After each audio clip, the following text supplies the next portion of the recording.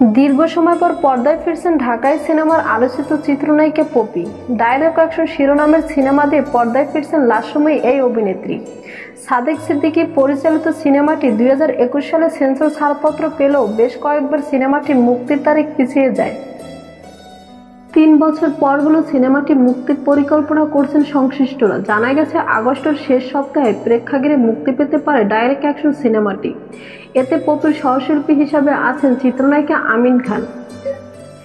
সিনেমাটির মুক্তির প্রসঙ্গে নির্মাতা বলেন, বেশ কয়েকবার চলচ্চিত্রটির মুক্তির পরিকল্পনা করলেও শেষ মুহূর্তে পেছাতে হয়েছিল। এবার আর পিছু হাঁটছি না। 23শে আগস্ট সিনেমাটি প্রেক্ষাগৃহে মুক্তি পাবে।